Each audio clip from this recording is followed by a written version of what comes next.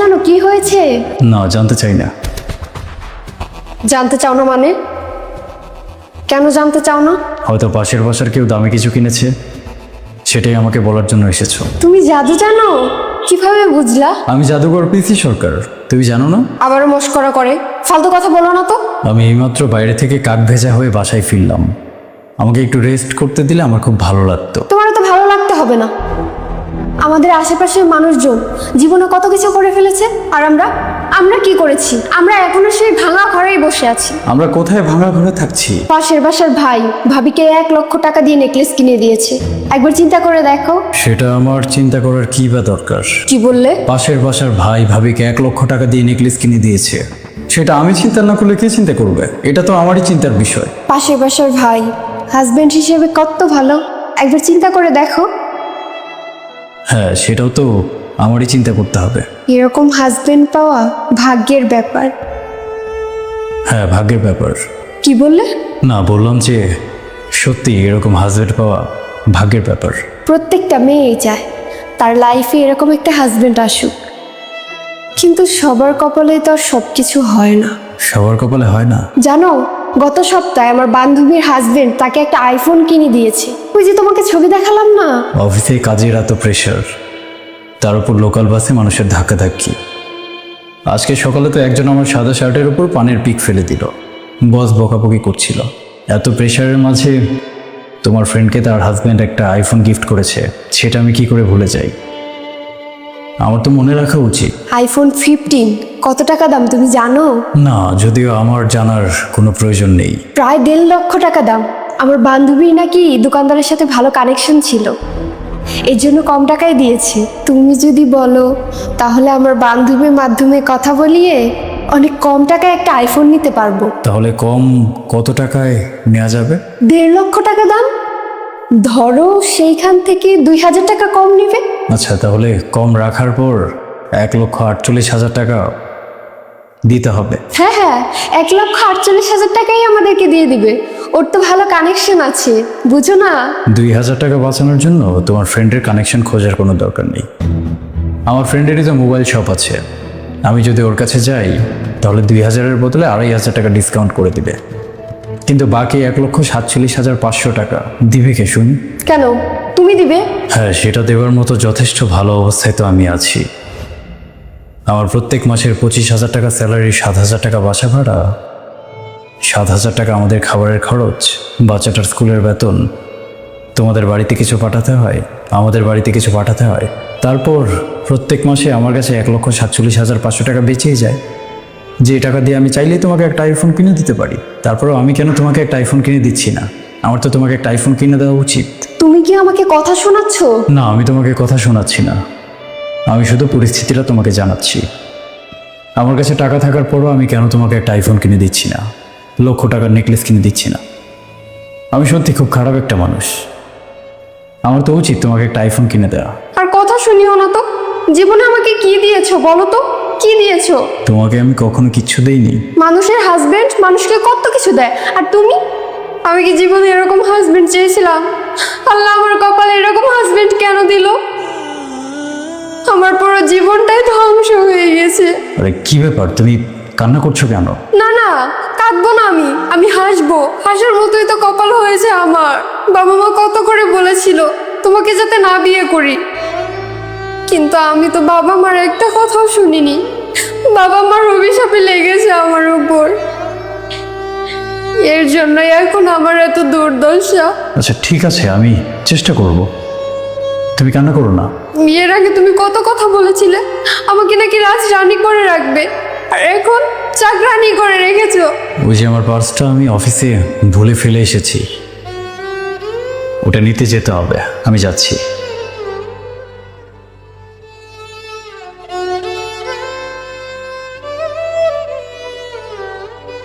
কি হয়েছে, কোনো খুশির খবর আছে নাকি? আচ্ছা দোস্ত, তোর ভাবি আসছে, তোর ভাবিকে আগে খবরটা দিই, তারপর তোকে ফোন করছি। আর বলো না, আমার ফ্রেন্ড উজ্জ্বল আছে না? হ্যাঁ, উজ্জ্বল ভাইয়া। হ্যাঁ, ওর ওয়াইফ নাকি BCS এর ফাইনালে টিকে গেছে, এখন বড় একটা দপ্তরে চাকরি করছে। কি বলছো, তাই নাকি? সংসারের এত প্রেশার থাকার পরও ওর ওয়াইফ কিন্তু পড়াশোনাটা ছাড়লো না। আর তাছাড়া বিয়ের পর মেয়েদের সংসারে কত প্রেশার থাকে সেটা তো তুমি জানো। সেটা অবশ্য তুমি ঠিক বলেছো, সংসারের যা ঝামেলা। তোমার তো আর শ্বশুর শাশুড়ির ঝামেলা নেই, তারপরও তুমি কিন্তু পরিবারের কাজ করতে করতে অস্থির। ওদের আবার কানেক্টেড ফ্যামিলি, শ্বশুর শাশুড়ি দেবর ননদ, এতগুলো মানুষের ঝামেলা, তার উপর দুটো বাচ্চা। এত প্রেশার সামলানোর পরও ওর ওয়াইফ কিন্তু পড়াশোনাটা চালিয়েই গেল। এখন ওর ওয়াইফের বড় একটা দপ্তরে চাকরি করছে। হ্যাঁ, সত্যি এরকম বউ পাওয়া কিন্তু ভাগ্যের ব্যাপার। ভেবেচিন্তে দেখলাম অনেক কপাল গুণে এরকম বউ পাওয়া যায়।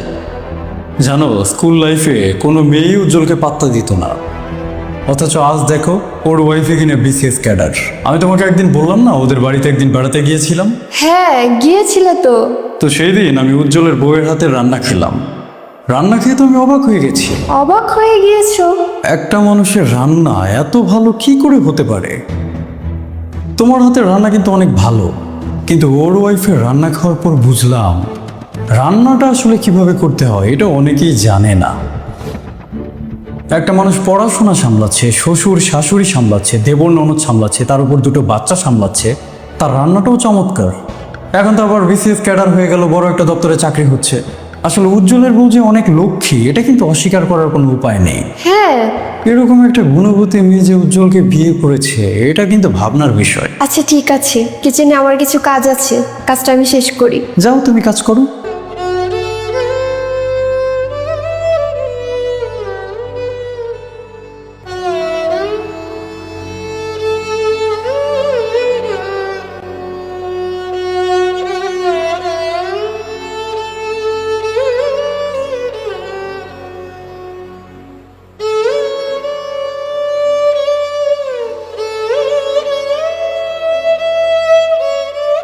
কি ব্যাপার, তুমি না কিচেনে কাজ করছিলে? মন খারাপ নাকি? ওই না তো, মন খারাপ হতে যাবে কেন? না, ভাবলাম কোনো বিষয় নিয়ে হঠাৎ আবার মন খারাপ হলো কি না। না না, মন খারাপ না, তুমি যাও, আমি আসছি। তুমি কি কিছুক্ষণ একা থাকতে চাচ্ছ? হ্যাঁ, এখানে ভালো লাগছে। সত্যি উজ্জ্বল ভাইয়া খুবই লাকি, তাই না? লাকি তো বলাই যায়। কত ভালো একটা বউ পেয়েছি, সব কাজ একসাথে সামলাতে পারে। সেটাও তো পারে। তোমার যদি এরকম একটা বউ হতো কতই না ভালো হতো, তাই না? কি বললে? না, সেটা অবশ্য ঠিক না। কেন ঠিক না? কেন? কারণ আমার জায়গা থেকে হয়তো মনে হচ্ছে উজ্জ্বলের ওয়াইফ অনেক স্মার্ট, অনেক পারফেক্ট, কিন্তু বাস্তবে এমনটা নাও হতে পারে। কারণ দূর থেকে যেটা দেখা যায় সেটা সবসময় ঠিক হয় না। একটা মানুষ কিন্তু কখনোই পারফেক্ট হতে পারে না। কিছু ব্যক্তিগত ত্রুটি প্রত্যেকটা মানুষেরই থাকে। হয়তো আমরা যখন সেই মানুষটাকে দূর থেকে দেখি আমাদের চোখে সেটা ধরা পড়ে না, তার মানে এই না যে সেই মানুষটার কোনো দোষ নেই। সুতরাং এটাই বোঝা যাচ্ছে যে একটা মানুষকে পারফেক্ট মনে হলেই তার সাথে থাকলে যে আমাদের জীবনটা অনেক বেশি সুন্দর হয়ে যেত, এই ধারণাটা মোটেও ঠিক না। যেমন আজকে তোমার কাছে মনে হচ্ছে পাশের বাসার ভাইটা অনেক স্মার্ট, সে অনেক ভালো, ওয়াইফের কেয়ার করে, কিন্তু পাশের বাসার ভাইয়ের এমন কিছু দোষ থাকতে পারে যেটা হয়তো তুমি বা আমরা কেউ জানি না, যেটা শুধুমাত্র পাশের বাসার ভাবিই জানে। যার কারণে হয়তো পাশের বাসার ভাইকে তোমার কাছে আপাত দৃষ্টিতে পারফেক্ট মনে হচ্ছে, কিন্তু সত্যি কি একটা মানুষ কখনো পারফেক্ট হতে পারে? হ্যাঁ, আমি হয়তো তোমাকে অনেক দামি দামি জিনিসপত্র গিফট করতে পারি না, কিন্তু সংসার জীবনের এই পর্যায়ে এসে কখনো কি তোমার মনে হয়েছে যে আমার চারিত্রিক দোষ রয়েছে?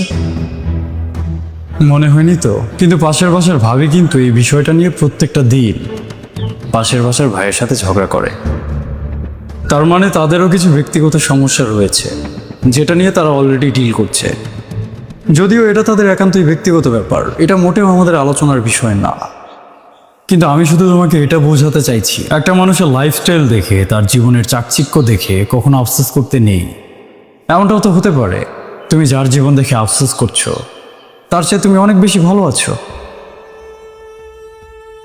তুমি আমরা কেউ এই বিষয়টাকে কখনোই মাথায় নিই না, যার কারণে আমাদের কাছে মনে হয় যে সামনের মানুষটার জীবন আমাদের জীবনের চেয়ে অনেক বেশি সুন্দর।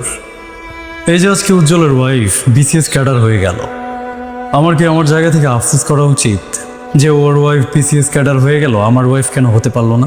আমি তো মোটেও আফসোস করছি না, আমি তো কখনো চাইনি যে আমার ওয়াইফ চাকরি করুক। আর তারপরও যদি উজ্জ্বলের ওয়াইফকে আমার চোখে পারফেক্ট মনে হয়, সেটা হবে কেবলই আমার চোখে ভুল। উজ্জ্বল ওর ওয়াইফের সাথে 24টা ঘন্টা কাটায়।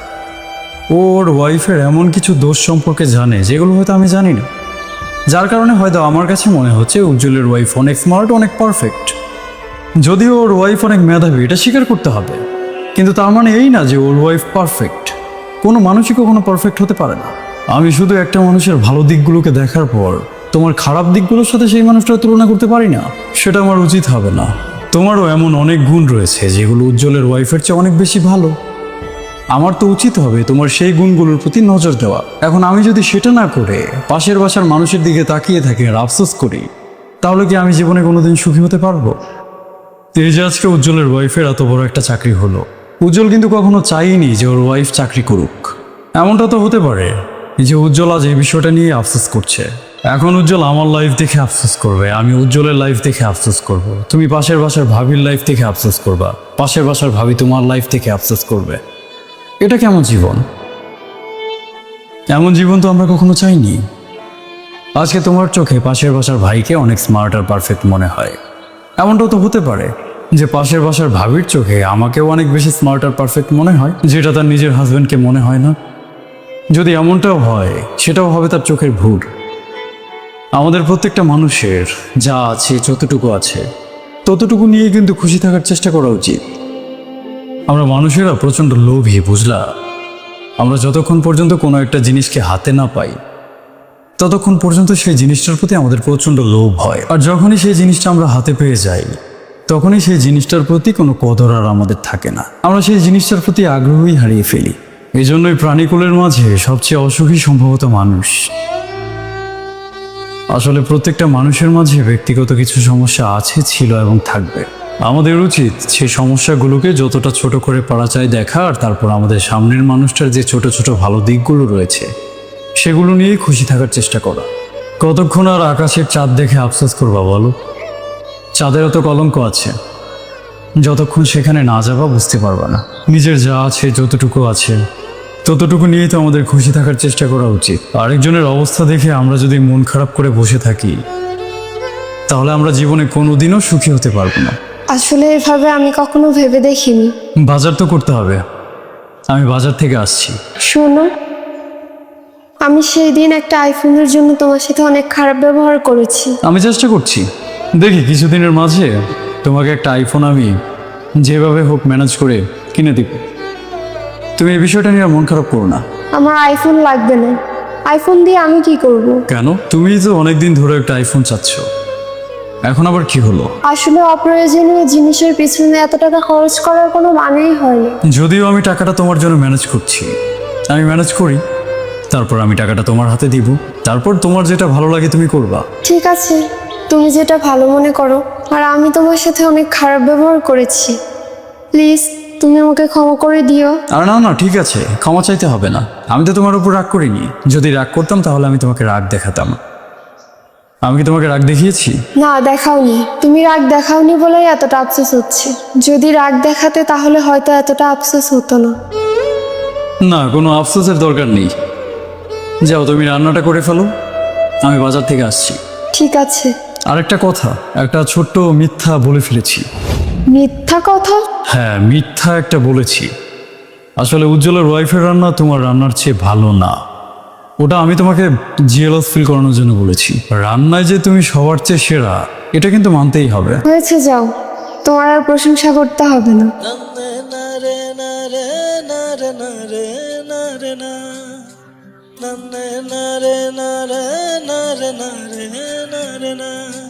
na na na na